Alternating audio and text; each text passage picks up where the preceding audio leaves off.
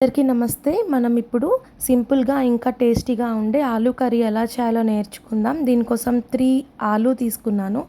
Oil కొద్దిగా వేడెక్కిన తర్వాత జీలకర్ర వేసుకోవాలి. కొద్దిగా ఎక్కువ జీలకర్ర వేసుకోండి, టేస్ట్ బాగుంటుంది. అండ్ ఆఫ్టర్ దాట్ ఆలూ వేసుకోవాలి. మీడియం సైజులో కట్ చేసుకున్న ఆలూ. ఈ కర్రీలో మనం ఇంకా వేరే తాలింపు దినుసులు ఏమీ వాడట్లేదు, జస్ట్ జీరా మాత్రమే యూస్ చేస్తున్నాం. ఈ ఆలూ ఇంకా జీరా మంచిగా మిక్స్ అయ్యేలాగా ఒక్కసారి కలుపుకోవాలన్నమాట. అండ్ ఒకసారి ఇది మొత్తం మిక్స్ చేసుకున్న తర్వాత సరిపడినంత పసుపు వేసుకోవాలి. అండ్ సాల్ట్ కూడా టేస్ట్కి సరిపోయినంత వేసుకోవాలి. మనం సాల్ట్ తర్వాత కూడా అడ్జస్ట్ చేసుకోవచ్చు. ఇక్కడ మొత్తం మిక్స్ చేసుకున్న తర్వాత మూత పెట్టుకొని ఆలూ సాఫ్ట్ అయ్యే వరకు మగ్గనిచ్చాలి. ఇక్కడ చూడండి, ఆలూ సాఫ్ట్ అయింది.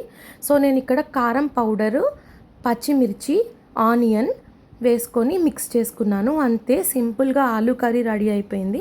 ఇప్పుడు మనం సర్వింగ్ బౌల్లోకి తీసుకుందాం. చూసారా ఎంత సింపుల్గా రెడీ అయిందో ఆలూ కర్రీ మనకి ఇక్కడ. Thank you so much for watching.